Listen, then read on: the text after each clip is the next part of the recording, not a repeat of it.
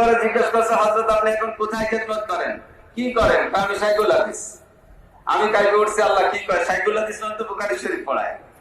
তো কয় কোন জায়গা বুখারী শরীফ পড়ান? আমার বউরে বাংলা বুখারী শরীফ পড়ায়। তো বউরে বাংলা বুখারী শরীফ পড়ায় শাইখুল হাদিস, ইনি জামাতের আমির সাহেব। 28 দিনের পরে পালায় চলে আসছে। আমি বলতে চাই দোস্ত, একেবারে আর ওলামা ওয়ারাসাতুল আম্বিয়া, নবীদেরকে আল্লাহ তাআলা পাঠাইছেন দাওয়াতের কাজে, কথা ঠিক কিনা? দাওয়াতের কাজ চালাইতে চালাইতে নবী পাক বিদায় হজ পর্যন্ত গেলেন। বিদায় হজের ময়দানে থাকা অবস্থায় আসরের নামাজের পরে মাগরিবের আগে আয়াত নাযিল হলো, আল-ইয়াউমা আকমালতু লাকুম দীনাকুম ওয়া আতমামতু আলাইকুম নি'মাতি। লম্বা ব্যাখ্যা দেওয়ার সময় নেই। আল্লাহ পাক এই আয়াতের দ্বারা নবী পাককে সিগন্যাল দিয়েছেন, নবী তোমার হায়াত শেষ। নবীও টের পেয়েছেন, সিদ্দিক আকবর আবু বকরও টের পেয়েছেন, অন্য কোন সাহাবা টের পান নাই। হযরত ওমর যায় হযরত আবু বকরকে জড়িয়ে ধরে আনন্দ করতেছেন, আল্লাহ পাক আমাদের দ্বীন আজকে পরিপূর্ণতার ঘোষণা দিয়েছে। আবু বকর বলতেছে, ওমর আনন্দের কিছুই নয়, আমার মনে হয় এই আয়াতের ভিতরে আল্লাহ পাক নবী পাকের হায়াতের শেষের সিগন্যাল দিয়েছে। তো আবু বকর যখন বুঝছেন নবী পাক অবশ্যই বুঝছেন, বুঝে সোয়ালাত সাহাবাকে সামনে করে নিয়ে নবী বললেন, ফালইউবাল্লিগু শাহিদুল গায়ব। লম্বা তাকরীরের ভিতর দিয়ে হুজুর বললেন, আল-ইয়াউমা আকমালতু লাকুম দীনাকুম ওয়া আতমামতু আলাইকুম নি'মাতি ওয়া রাদিতু লাকুমুল ইসলাম দীনা। আমি তোমাদের জন্য দুইটা জিনিস রেখে গেলাম, দুইটা ধরে রাখতে পারলে তোমরা সঠিক পথে থাকবে, গোমরা হবে না। একটা আল্লাহর কোরআন, একটা কিতাব আল্লাহ, 2 নম্বরে সুন্নতি।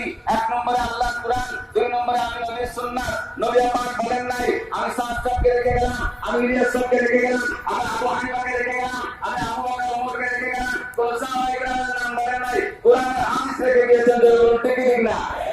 আমাদের হাক্কানি ওলামায়ে কেরাম সুন্দর করে ব্যাখ্যা দিয়েছে কোরআন হাদিসের দৃষ্টিতে। আজকে সাহাব সাহেব অত্যন্ত ভুল করেছেন, তিনি ইসলামের ভিতরে আছেন কিনা এটা আমরা প্রমাণ করে দিয়েছে। সুতরাং আমরা সাহাব সাহেবের কথা কোরআন হাদিসের দৃষ্টিকোণ থেকে বুঝতে গিয়া সাহাব সাহেবের কথা মানতে রাজি না। আরেকটা কথা বলে শেষ করব, সিগন্যাল এসে গেছে। আমি আজ পর্যন্ত দেখেছি, যা পড়াশোনা করেছি, বাংলাদেশ সারা বিশ্বে যে জামাত ইসলামের কার্যক্রম চলতেছে, এই জামাত ইসলামের শুরু হয়েছে ওলামায়ে কেরামের মাধ্যমে। আর তৎকালীন আমি যা পড়েছি, হযরত মাওলানা মুহাম্মদ নোমানীকে আমিরে জামাত বানানো হয়েছিল, কিন্তু উনি মনে করলেন জেলার শিক্ষিত লোক যদি এর ভিতরে জামাতে দেওয়া হয় তাহলে জামাত ইসলামের কাজ ভালো চলবে। তাই তাৎক্ষণিকভাবে জনাব মওদুদী সাহেবকে জামাত ইসলামের আমির বানিয়ে দেওয়া হলো। আর সেই থেকে জামাত ইসলাম যেভাবে চলতেছে, লম্বা ব্যাখ্যা দিতে পারতাম, সময় নাই। আজকে জামাত ইসলামের জামাত মওদুদী সাহেবের হাতে যাওয়ার কারণে, একজন জেনারেল শিক্ষিত মানুষের হাতে যাওয়ার কারণে জামাত ইসলামের অবস্থা কি আমাদের ওলামায়ে কেরামের জানতে বাকি নাই, কথা বলেন ঠিক কি না? আমি সংক্ষেপে বলতে চাই দোস্ত, ইসলাম নবীওয়ালা কাম, দাওয়াত নবীওয়ালা কাম। নবী পাক বলেছেন এই কাজের দায়িত্ব উলামা ওয়ারাসাতুল আম্বিয়া, আমার পরে এই কাজের দায়িত্ব পালন করবে ওলামায়ে কেরাম। কারণ ওলামায়ে কেরামের সার্টিফিকেট দিয়েছে আল্লাহ, ইন্নামা ইয়াখশাল্লাহা মিন ইবাদিহিল উলামা। একমাত্র আল্লাহকে ভয় করে সঠিকভাবে ভয় করে কে?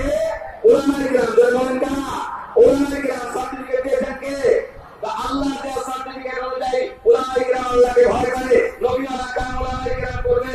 এবং নবী পাক ওলামায়ে কেরামকে দায়িত্ব দিয়েছেন, যখন ধর্মের কাজ জেনারেল শিক্ষিতদের হাতে যায় তখন ধর্ম নষ্ট হতে থাকে। যেমন মওদুদী সাহেব জামাত ইসলাম বিনষ্ট হয়েছে।